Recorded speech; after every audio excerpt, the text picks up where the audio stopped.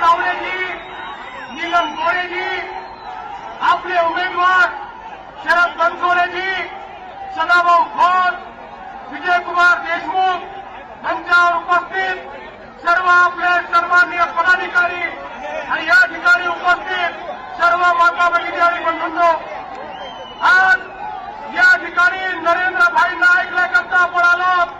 मी केवळ तुम्हाला एवढंच सांगण्याकरता आलेलो आहे, या सोलापूर नगरीमध्ये आपण आता इतिहास घडवा आणि सुशील कुमार शिंदेजींना पराभूत करा. सदाभाऊ खोत यांच्यासारखा सामान्यांचा नेता, शेतकरी नेता हा या ठिकाणी निवडणूक लढतोय.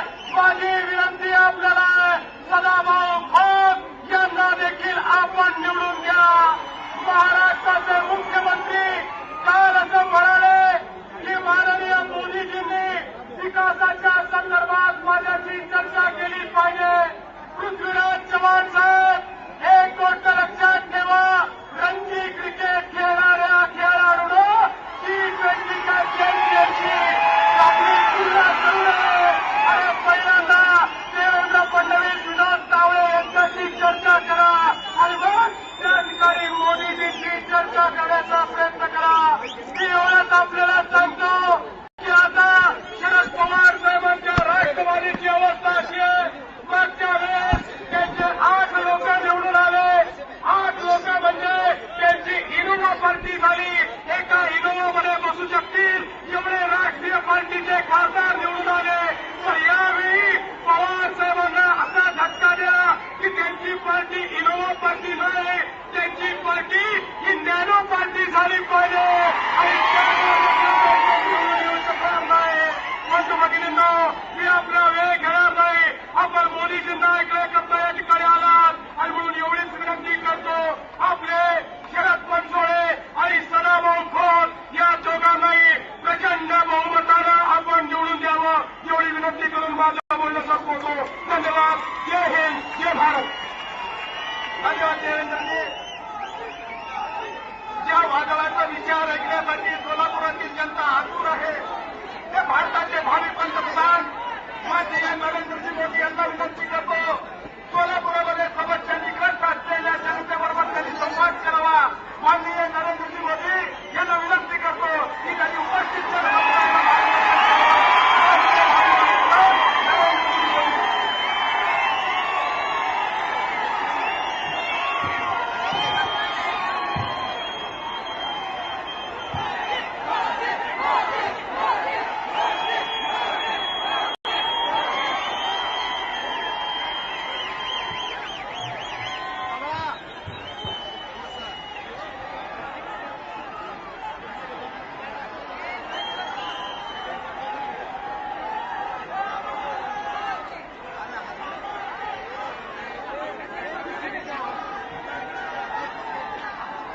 भारत माता की मंचावर बसलेले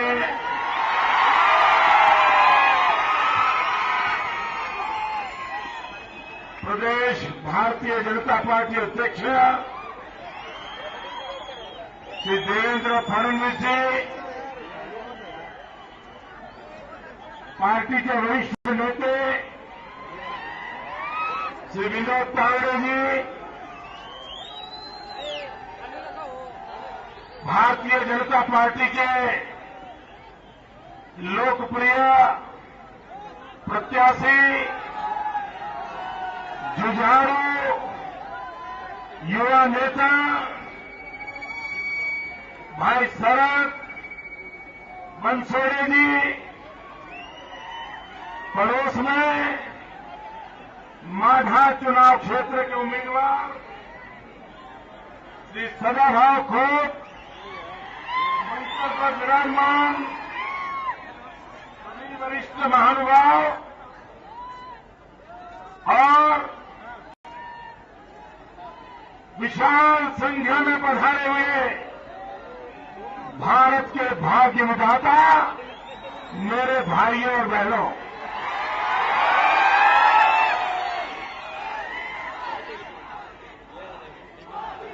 सिद्धरामेश्वर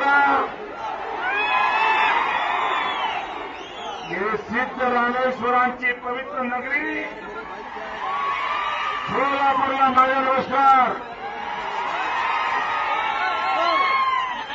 पंढरपूरच्या पांडुरंगाचा आशीर्वाद घेण्यासाठी आज मला सौभाग्य मिळालं आहे.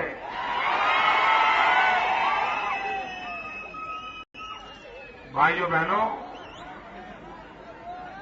मैं पिछले चुनाव में भी आया था,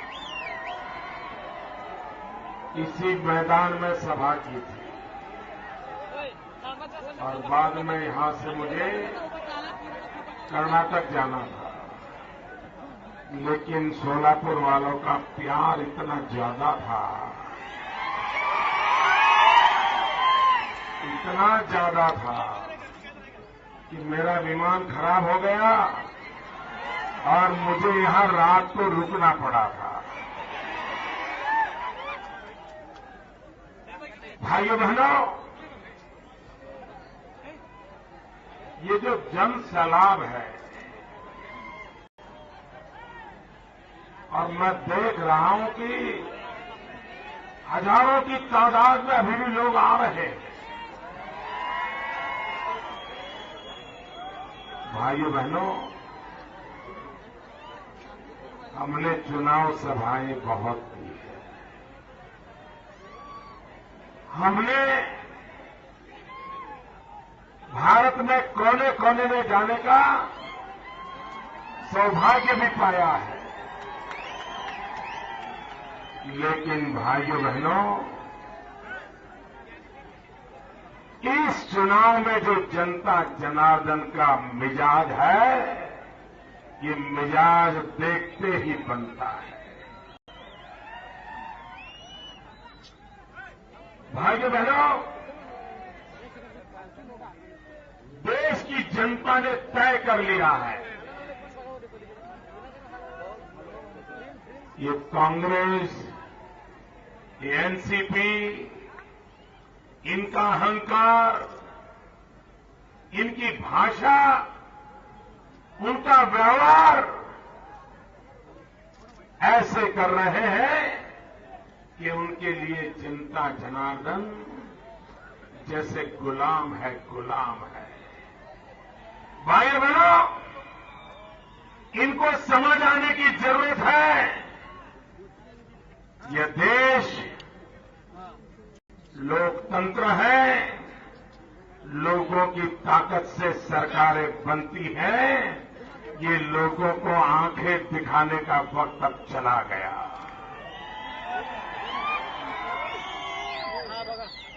भाइयों बहनों,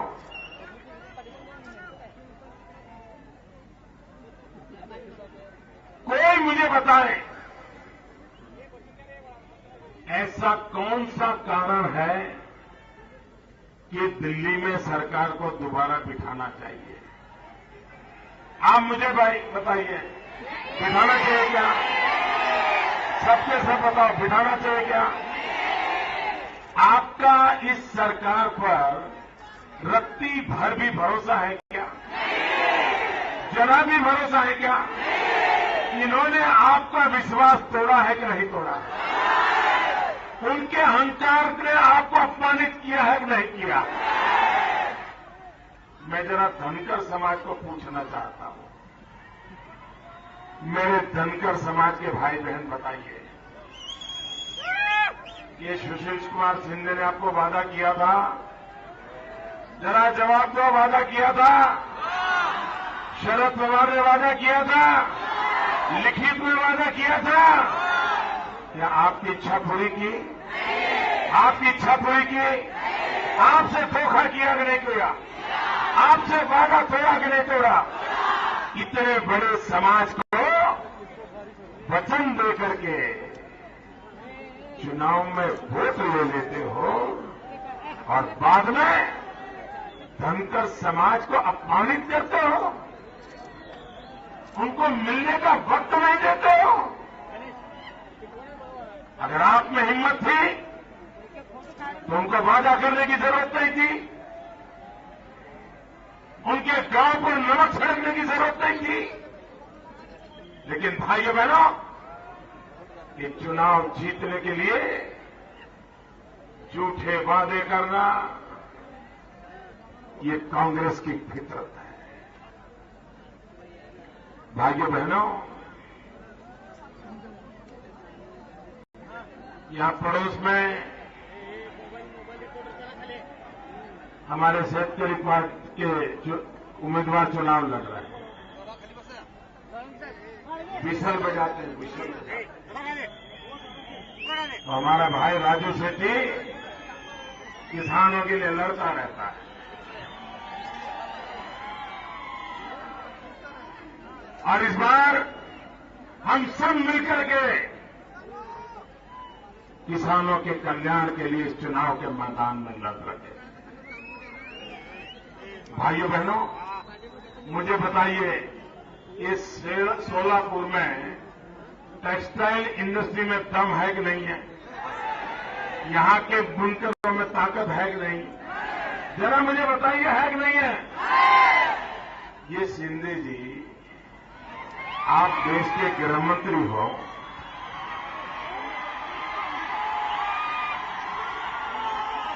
आपको ये विचार नहीं आया कि सोलापुर में टेक्सटाइल की इतनी ताकत है तो पुलिस के जवानों का जो यूनिफॉर्म होता है इनसे बनवाए ताकि यहां के लोगों को रोजी रोटी मिले।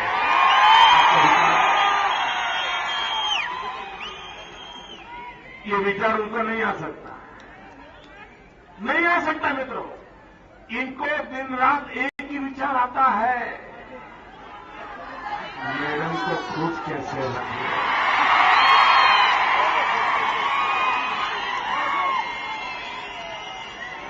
इन्हें देशभक्ति से लेना देना नहीं, ये परिवार भक्ति से पले बड़े लोग हैं।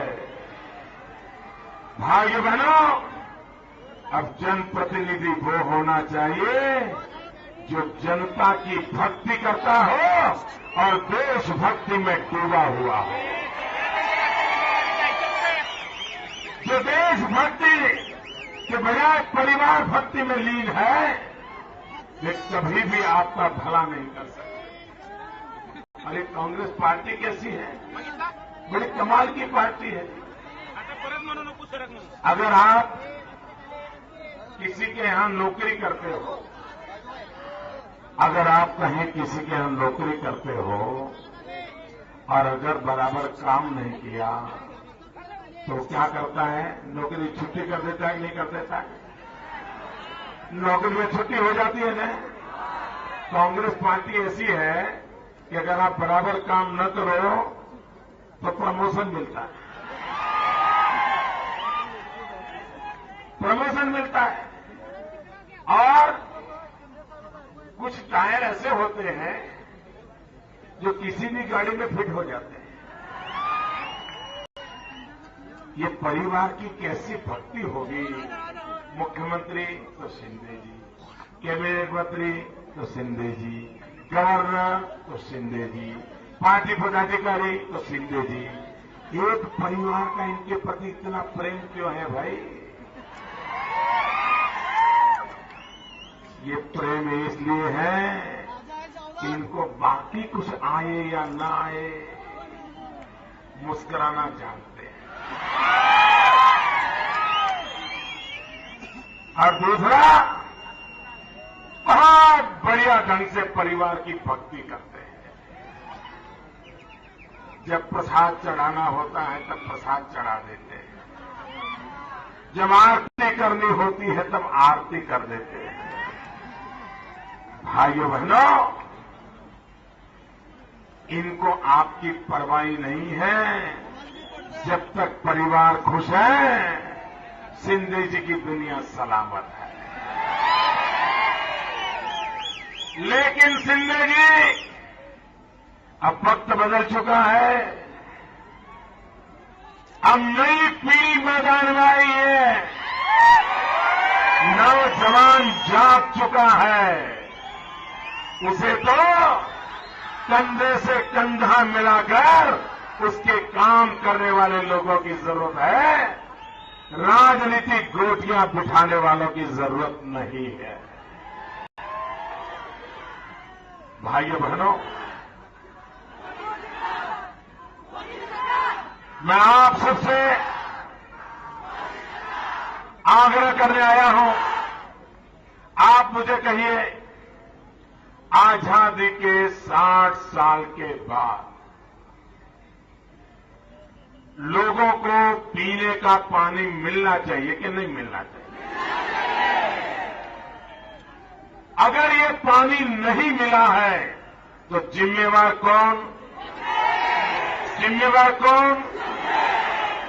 और यहां के किसान अगर पानी मांगे तो एनसीपी के एक नेता, महाराष्ट्र सरकार के मंत्री, शरद पवार के सिपा सालोदार कैसी भाषा बोलते हैं? याद है ना क्या बोले थे कि भूल गए? मैं इस इलाके के लोगों को कहना चाहता हूं, खास करके किसानों को कहना चाहता हूं, आप जिस दिन मतदान करने के लिए जाएं ना, तब इतना याद कर लो, इन नेताओं के अहंकार ने आपके लिए कैसी भाषा बोली थी, और फिर आपकी आत्मा कहे वहां वोट दे देना भाई। ऐसे लोगों को अगर सजा नहीं करोगे ना तो सुधरेंगे नहीं। इतना ही नहीं, औरों को भी बिगाड़ेंगे। तो महाराष्ट्र के भविष्य को अगर बचाना है तो ऐसे अहंकारी, ऐसी गाली गलौज की भाषा बोलने वाले एनसीपी हो या कांग्रेस, दोनों को जड़ मूल से उखाड़ देने का एक वक्त आया है।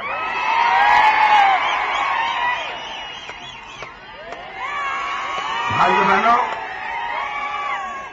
इन दिनों जब से मेरी पार्टी ने मुझे ये दायित्व दिया है, मैं देश भर में भ्रमण कर रहा हूं, हिंदुस्तान के कोने कोने में जा रहा हूं, लोगों से मिल रहा हूं, उनकी समस्याओं को समझने की कोशिश करता हूं। और भाइयों बहनों, मैं दिन रात सोचता रहता हूं कि बुनकरों की समस्या का समाधान क्या हो, बुनकरों की समस्या का हल क्या हो, किसानों की समस्या का हल क्या हो, बेरोजगार नौजवानों की समस्या का हल क्या हो, बूढ़े मां बाप को दवाई मिले, इस समस्या का हल क्या हो, बच्चों को अच्छी शिक्षा मिले, इस समस्या का हल क्या हो। मैं दिन रात समस्या का हल ढूंढता हूं और ये सब मिलकर के मोदी का हल ढूंढ रहे हैं। वो परेशान है कि मोदी का हल क्या है। आपने देखा होगा, कांग्रेस के नेता हो, एनसीपी के नेता हो, वो चुनाव सभाओं में अपने काम का हिसाब नहीं देते। 10 साल से महाराष्ट्र की जनता को उन्होंने क्या भला किया, हिसाब देना चाहिए कि नहीं देना चाहिए? दिल्ली सरकार में बैठे हैं, क्या किया, हिसाब देना चाहिए कि नहीं देना चाहिए? पल पल का हिसाब देना चाहिए कि नहीं देना चाहिए? पाई पाई का हिसाब देना चाहिए कि नहीं देना चाहिए? कब किया, किसके लिए किया, किसने किया, क्यों किया, कब कब किया, कैसे किया, रात में किया कि दिन में किया, और जो किया वो देश में रखा कि विदेश में रखा, ये जानने का हमें अधिकार है कि नहीं है? उन्होंने जवाब देना चाहिए कि नहीं देना चाहिए? नहीं दे रहे हैं। इनका अहंकार देखो।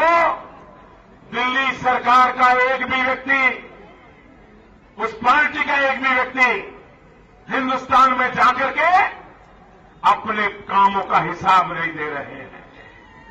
लोकतंत्र में सत्ता में बैठे हुए दल का जिम्मा होता है कि वो जनता को जाकर के अपने काम का हिसाब दें, लेकिन ये कांग्रेस और उसके चट्टे पट्टे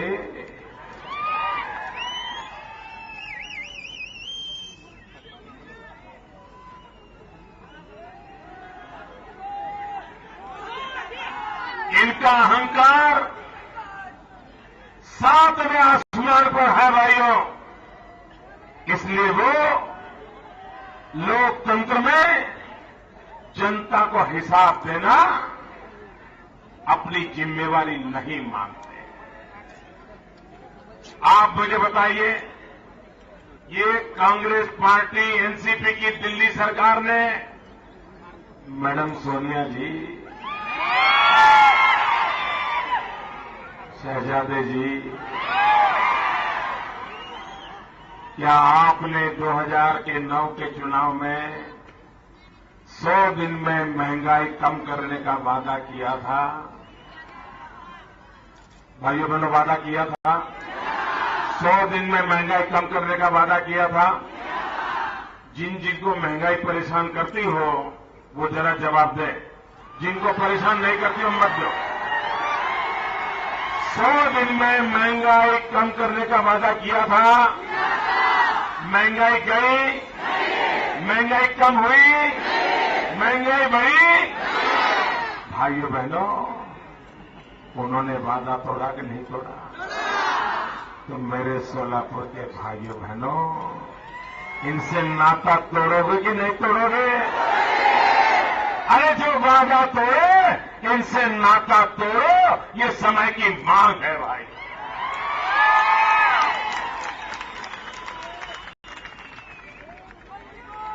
और ये शहजादी जी के लिए तो ये कांग्रेस पार्टी के लिए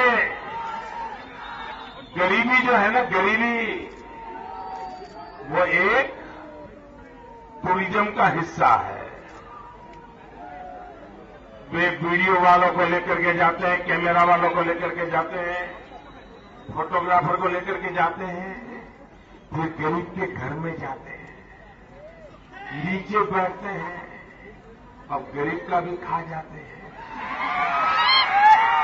फिर फोटो निकालते हैं, दुनिया को दिखाते हैं। भाइयों बहनों, जो सोने की चम्मच लेकर के पैदा हुए हैं, उन्हें गरीबी क्या होती है वो देखने के लिए जाना पड़ता है। उन्हें पता ही नहीं है गरीबी क्या होती है, और टीवी मीडिया वालों को लेकर के जाने पड़ता है। भाइयों बहनों, वे सोने का चम्मच लेकर के पैदा हुए हैं, उन्हें गरीबी कहां से पता चले?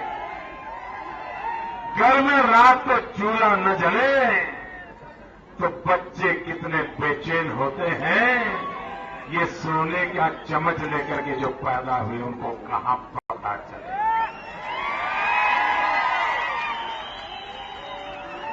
ठंड में बिना कपड़े रात निकालनी पड़े, उन गरीब बच्चों के हाल का पता हीटर जगा करके रात को सोने वालों को कहां पता चलेगा? भाई बहनों, उन्होंने गरीबी देखी नहीं है।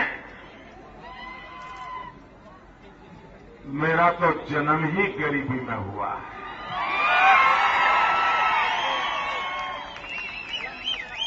गरीबी क्या होती है मैंने भोगा हुआ है। रेल के डिब्बे में चाय बेचता था,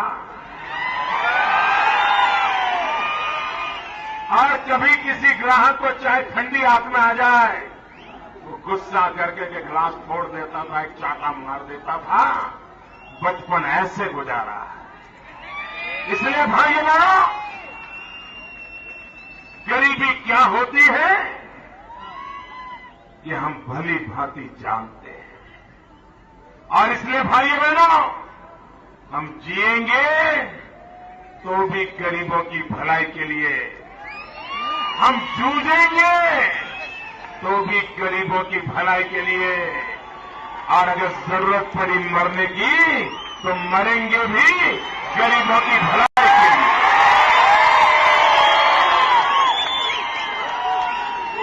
भाइयों बहनों, ये चुनाव ऐसा है,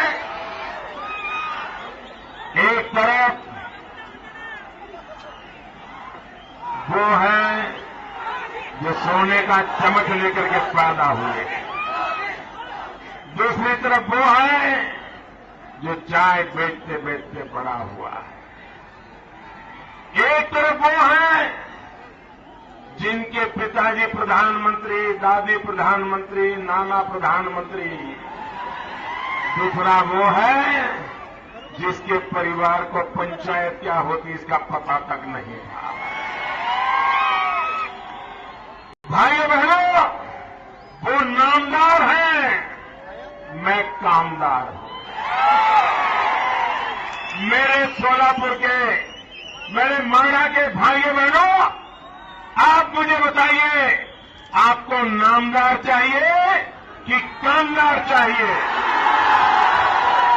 निर्णय आपको करना है।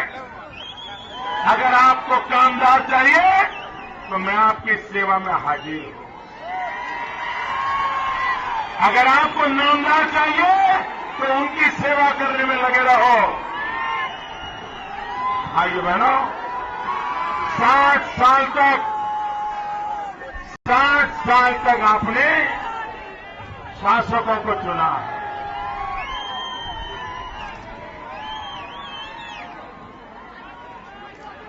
साठ साल तक आपने शासकों को चुना है। भाइयों बहनों, अब देश को शासकों की जरूरत नहीं है, सेवकों की जरूरत है। देश को सेवक चाहिए। भाइयों बहनों, मैं एक सेवक के तौर पर आपके पास आया हूं। आपने कांग्रेस को 60 साल दिए हैं, मैं आपसे 60 महीने मांगने आया हूं। आपने उनको 60 साल दिए, मुझे 60 महीने दिए। भाइयों बहनों, अभी अभी भारतीय जनता पार्टी का चुनावी घोषणा पत्र आया।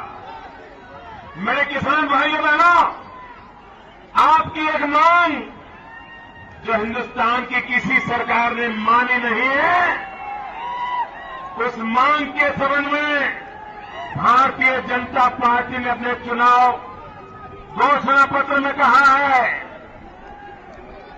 कि जो मिनिमम सपोर्ट प्राइस तय होती है, उसके मानदंडों को बदला जाएगा और भाजपा की सरकार बनने के बाद किसान को खेती करने में जो खर्च होता है, खाद का, बीज का, पानी का, बिजली का, उसके ऊपर 50% मुनाफा लगा करके मिनिमम सपोर्ट प्राइस तय होगी। अब किसान को मरने की नौबत नहीं आएगी। भाइयों बहनों, आपके महाराष्ट्र में एक बड़ा अनोखा टैक्स है, एलबीटी।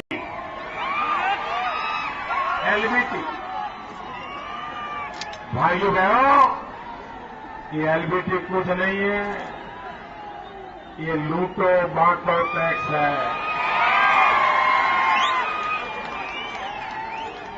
ये लूटना बांटना यही कांग्रेस के, एनसीपी के कारनामे रहे हैं, उन्हीं का ये खेल है। और इसलिए भाइयों बहनों, जो आपको लूटते हैं, अब उनको लूटने नहीं देना है। शहजादे जी ने कहा कि देश को एक चौकीदार की जरूरत नहीं है, 125 करोड़ चौकीदार चाहिए। मैं जरा शहजादे जी को पूछना चाहता हूं, क्या ये 125 करोड़ जो चौकीदार आप कह रहे हो, उसमें अशोक चौहान भी चौकीदार होंगे क्या? जो करगिल की विधवाओं का मकान चोरी कर गए, वो आपके चौकीदार होंगे क्या? ये तो शहजादे जी की योजना ऐसी है कि अब वो दूध की रखवाली बिल्ली को देना चाहते हैं। क्या आप दूध की रखवाली बिल्ली कर पाएगी क्या? आपकी तिजोरी बचेगी क्या? आपकी मेहनत का पैसा बचेगा क्या? और इसलिए मैं कहता हूं भाइयों बहनों, एक सेवक को 60 महीने दीजिए, मैं आपकी समस्याओं का समाधान करके दूंगा भाई। भाइयों बहनों, दिल्ली में मजबूत सरकार चाहिए। अब दिल्ली में गूंगी बहरी सरकार नहीं चाहिए। अब दिल्ली में मूंगी सरकार नहीं चाहिए। अब दिल्ली में लूली लंगड़ी सरकार नहीं चाहिए। अब दिल्ली में मजबूत सरकार चाहिए। और मजबूत सरकार बनाने के लिए महाराष्ट्र में हमारी जो महायुति बनी है, इन महायुति के सभी लोगों को विजयी बना करके हमें भेजिए भाइयों। यहां कमल को भी वोट दीजिए, बगल में विशल को भी वोट दीजिए और भारतीय जनता पार्टी को विजयी बनाइए। भाइयों बहनों, देश को आज आगे ले जाना है तो मजबूत सरकार चाहिए। आज सरकार इतनी ढीली है कि अड़ोस पड़ोस के लोग उसको आंख दिखाते हैं। सरकार ऐसी होनी चाहिए कि कोई उसे आंख दिखाने की हिम्मत न करे। सरकार ऐसी मजबूत होनी चाहिए कि लोग उसे आंख मिलाने के लिए तरसते हो, ये दम होना चाहिए। भाइयों बहनों, भारतीय जनता पार्टी की इस महायुति को जिताइए। एनसीपी और कमल का एनसीपी और कांग्रेस, भाइयों बहनों, एनसीपी और कांग्रेस इस बार महाराष्ट्र में उनका खाता ही नहीं खोलना चाहिए। करोगे? पक्का करोगे? इस बार विजय दिलाओगे? शिंदे जी को आराम दोगे? पक्का? भारत माता की